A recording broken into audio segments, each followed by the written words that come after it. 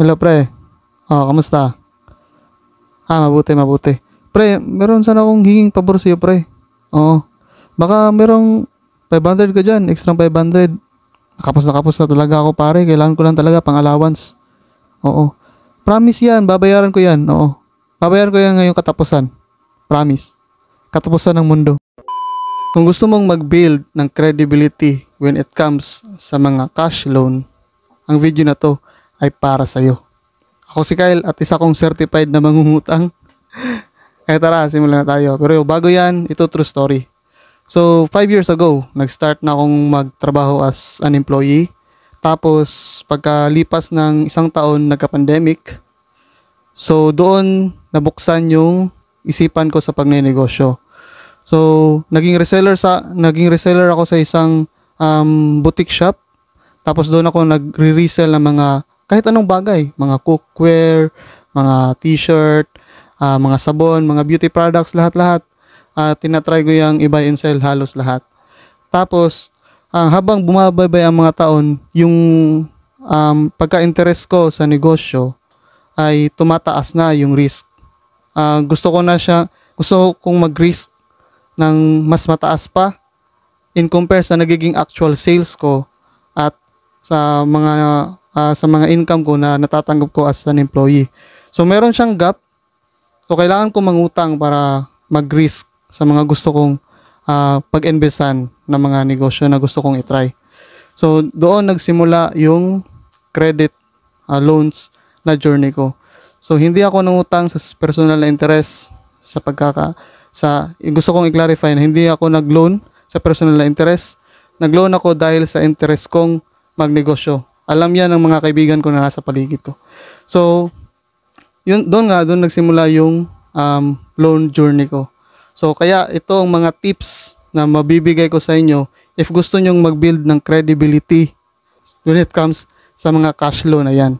So, una, kung gusto mo mag-build ng credibility sa mga cash loan, syempre, dapat may income ka.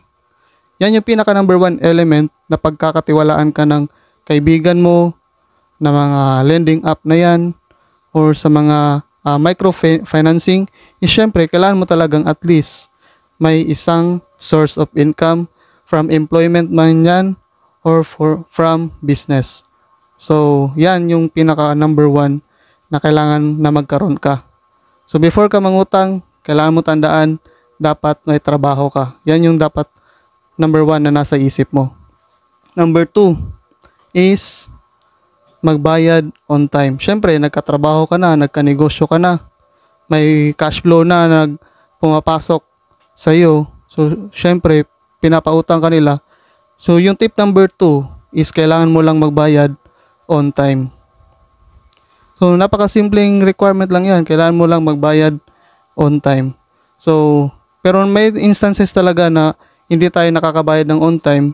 Huwag natin silang iwasan. Huwag natin silang pagtaguan. Harapin lang natin sila at makiusap tayo na hindi tayo makakabayad on time kasi mayroong mga instances na nangyayari. Alam ko ang mga lending microfinancing sa mga cash loan na available dyan sa mga kaibigan nyo. Mabait yan sila lahat. Sure na ako dyan. Kasi meron yan sila lahat ng malasakit na tumulong talaga. Kaya nga pumasok sila sa lending business kasi gusto nilang makatulong sa kapwa.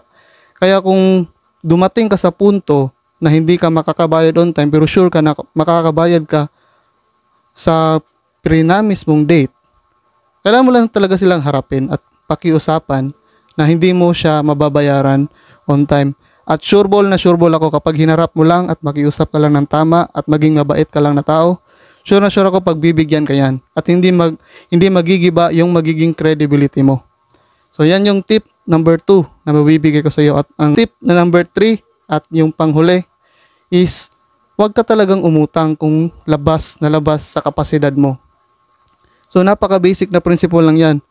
Huwag kang mag-spend ng mas taas pa sa income mo. Same sa concept ng utang. Huwag kang mangungutang kung nasa labas na siya ng bracket ng income mo. Kasi napakahirap talaga. Napakahirap. Once, ang utang kasi is isa siya sa mga factors na pinagbabasehan ng mga tao kung pagkakatiwalaan ka ba o hindi. Kasi hindi ka nga napagkakatiwalaan sa maliit pa lang ng mga cash loans. Paano pa kaya kung umutang ka na ng malaki? So, yun talaga. Kailangan nating ingatan yung mga pangalan natin. Kung gusto nating mas maging maayos yung credibility natin sa mga financial institution, kailangan talaga tayong maging mabuting mamamayan at mabuting mamamayad. So, yun yung 3 tips na mabibigay ko sa inyo kung gusto nyo mag-start ng credibility sa mga cash loan. Ibang usapan yung credit card and credit limits. Ibang usapan yun siya. Pero ito, cash loans lang muna. So, bakit ko ba sinishare to? Sinishare ko to kasi alam ko, kapag ang utang, kapag nagamit siya sa tama, isa siya sa mga factor din na ikakaunlad ng isang tao. Kaya, huwag kayong matakot sa utang.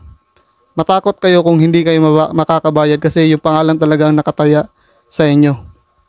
So, yun lang, 3 tips para mag-start ka ng credibility mo when it comes sa mga cash loan. So kapag may negosyo ka ngayon or gusto mong magka-negosyo, meron tayong online tambayan dyan. Naka-pin yung link sa description. Doon tayo mag-uusap about sa mga negosyo nyo. Pag-usapan natin yan kapag may problema, pag may gusto kayong i-share sa mga kapwa negosyante natin dyan.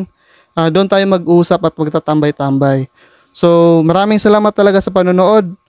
Don't forget to like, comment, and share sa video, sa page natin. At laging tandaan na faith without action is fiction. Yun lang, bye-bye!